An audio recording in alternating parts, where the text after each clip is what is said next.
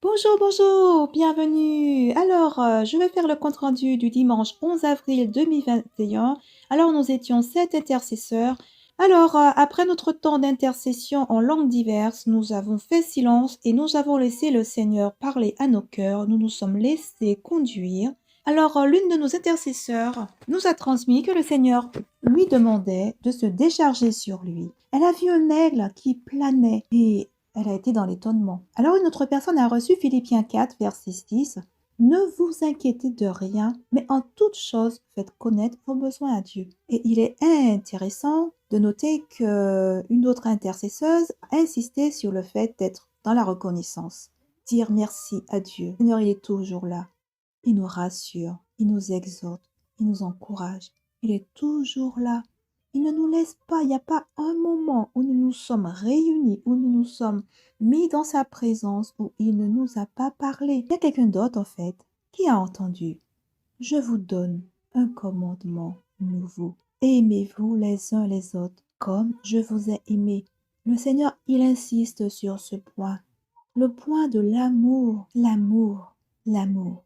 Si nous ne savons pas aimer, allons vers ce Père d'amour qui nous apprendra à aimer. Souvent, on ne sait pas aimer parce que on n'a pas reçu d'amour ou pas suffisamment d'amour par rapport à nos besoins, par rapport à notre besoin d'amour. Aimez-vous les uns les autres comme je vous ai aimé. Laissons-nous aimer par notre Dieu. Ne rejetons pas son amour. Son amour est si grand, si immense. Mais comment pouvons-nous ressentir son amour? Comment pouvons-nous vivre son amour si nous ne nous arrêtons pas de courir, si nous ne nous posons pas pour entendre son cœur battre?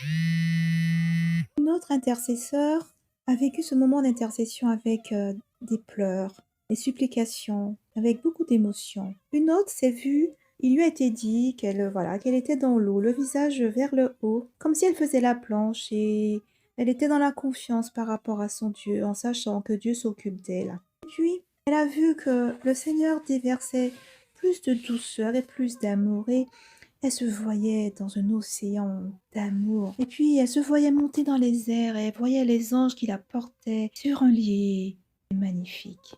Nous avons un Dieu qui connaît ce que nous vivons. Nous avons un Dieu qui est rempli d'attention par rapport à ce que nous vivons. Et puis, savez-vous que, alors que nous sommes sur la terre, et que nous vivons des difficultés, que nous affrontons des défis, que nous faisons face à des défis, eh bien, le Seigneur, il regarde à tout ça. Ça a du prix à ses yeux. La valeur de ce que nous lui offrons alors que nous faisons face à tant de défis, tant d'oppositions, ça a du prix. Lorsque nous serons en présence du Père, lorsque nous serons au ciel et qu'on fera le point, on sera heureux d'avoir tenu bon, d'avoir tant réjoui le cœur du Père. Et là-haut, le ciel est touché lorsque les hommes et les femmes, les enfants, en dépit de leurs difficultés, manifestent un tel amour à leur Dieu. Et cet intercesseur a vécu le fait de s'abandonner et de ne pas résister, de lâcher prise, de laisser le Seigneur la porter. Magnifique. À un autre moment, le Seigneur, il nous a dit, je suis avec toi, je suis avec vous.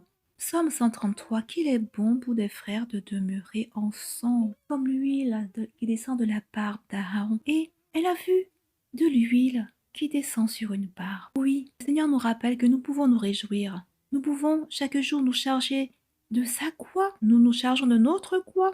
Nous plantons notre croix là où nous sommes, tous les jours.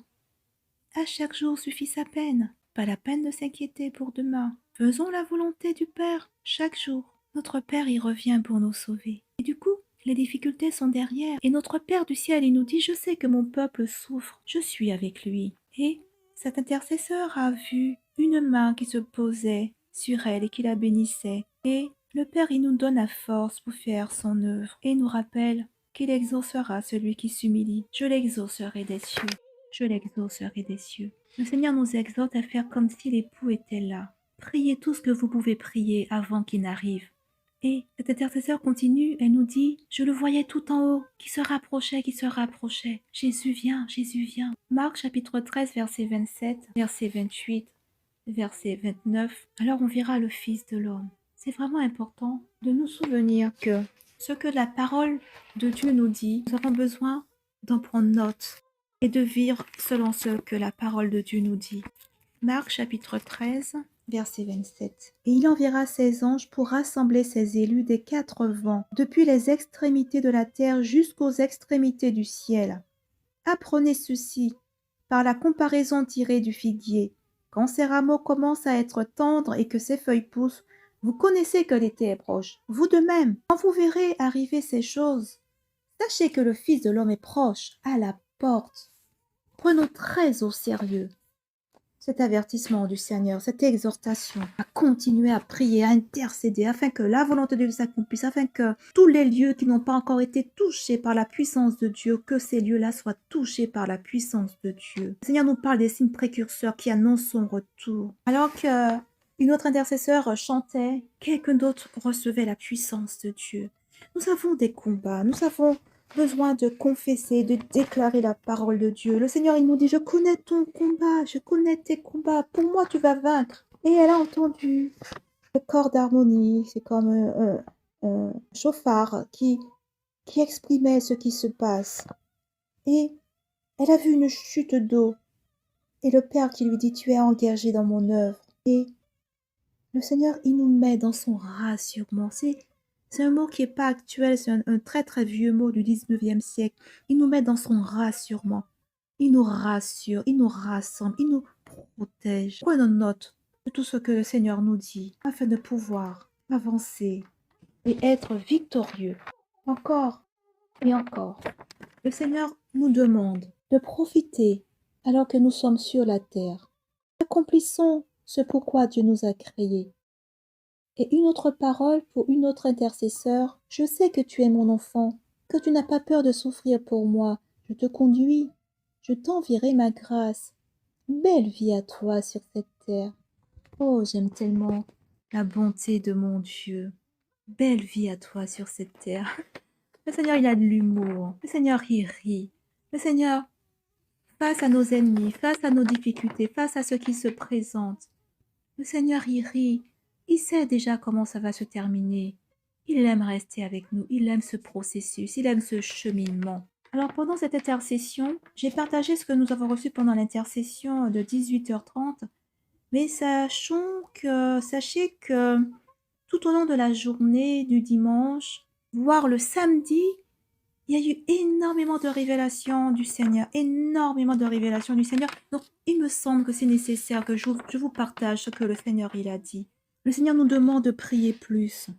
Le Seigneur nous demande de nous souvenir qu'il prépare une guerre. Ce n'est pas tous qui feront cette guerre. Le Seigneur, pourtant, il veut nous enrôler et nous équipe. Mais tous ne pourront pas faire cette guerre. Il y a une grande guerre spirituelle contre les dieux étrangers. Et Dieu va faire le tri entre le bon grain et l'ivraie. Mettons de l'huile dans nos lampes, laissons-nous avertir.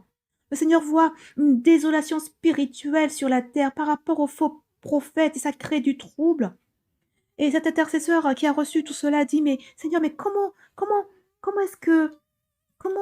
qu'est-ce que tu veux que nous fassions? Parce que tu dis que tu attireras tous les hommes à toi, mais comment expliquer que certains se retrouvent dans la désolation spirituelle? Et le Seigneur qui répond, parce qu'ils ne se sont pas laissés avertir. C'est maintenant qu'il faut mettre de l'huile dans la lampe et s'équiper. C'est maintenant qu'il faut mettre de l'huile dans la lampe et s'équiper. Et elle raconte le songe qu'elle a eu. Il y avait des chrétiens même le sol. Ceux qui ne se sont pas laissés avertir, éclairer, qui ne sont pas entrés dans leur appel. Et elle a vu une personne qui lui a dit, montre-moi comment faire, aide-moi à arriver là. Nous avons besoin de comprendre que nous devons vaincre l'esprit sourd et muet, l'esprit d'infirmité, les esprits impurs, les esprits qui aveuglent et qui empêchent que les gens avancent. Dieu l'a déjà dit plusieurs fois, qu'une grande guerre se prépare et que tout le monde ne va pas y participer. Soyons de ceux qui participent. Et le Père, il soufflait sur elle, il soufflait sur elle. Allez, prie avec plus d'autorité, prie plus fort, plus offensif. Déclare la parole que je te demande de déclarer. Sois actif dans le combat. Ne reste pas dans l'habitude. On est dans un temps particulier. Il y a tant de chrétiens qui sont endormis. Ils ne voient pas, ils ne réagissent pas. On devrait tous être debout. C'est un temps sérieux, un temps capital. Dieu va faire la sélection. Réveillons-nous. Ne nous laissons pas endormir. Trop de gens sont appesantis. Dieu va agir, il va revenir. Qui sera prêt? Pour qu'il n'y ait pas de regret, travaillons, travaillons. Sinon, je vais venir à toi et tu n'auras pas terminé l'œuvre que tu dois accomplir. Et cet intercesseur qui se souvient pendant son adolescence qu'elle avait reçu, qu'elle était partie au ciel et qu'elle avait eu exactement la même vision qu'aujourd'hui. Elle a dit au Seigneur, laisse-moi revenir sur la terre parce que j'ai pas fini le travail. Et cette fois-ci, alors qu'elle a cette vision, cet intercesseur a vécu la paix. Faisons le travail que Dieu nous a demandé de faire. Faisons ce pourquoi il nous a créés. Cherchons son cœur. Il va nous révéler pour quelles raisons nous sommes là et quelles sont ses attentes par rapport à nous. Prenons le temps de le connaître. Arrêtons de croire que c'est la spiritualité, la religiosité qui va nous aider. Cherchons Dieu. Mettons-nous à part, seul à seul, cœur à cœur avec Dieu. Lisons la parole de Dieu, méditons-la, proclamons-la, faisons silence et écoutons ce que l'Esprit dit. Et elle continue, elle dit, il m'a permis de revenir. Cette fois, j'ai l'opportunité de servir mon Dieu. Beaucoup se sont endormis. Je dois prier pour le peuple de Dieu. Nous devons prier. Nous devons nous réveiller. Est-ce que quelqu'un veut se réveiller et prier? Attention à nous. Soyons engagés et bien préparés pour être capables d'affronter ce combat. On aura mis de l'huile dans notre lampe. Continuons. Faisons le plein. Le Seigneur qui continue. Et le Seigneur insiste par rapport à sa miséricorde. Il veut que nous prions pour le peuple de Dieu. Je prépare un chemin. Seuls les justes pourront y entrer. Le lendemain, ça c'était tout ce que je viens de vous dire là, c'était le samedi là. Le samedi le dimanche dans la journée avant le temps d'intercession, puisque j'ai déjà raconté ce que le Seigneur nous a dit. Vous êtes mes sentinelles, nous rappelle le Seigneur. Toutes sortes de choses qui éloignent les gens de Dieu. Le Seigneur explique. Plusieurs du peuple de Dieu vivent comme des païens.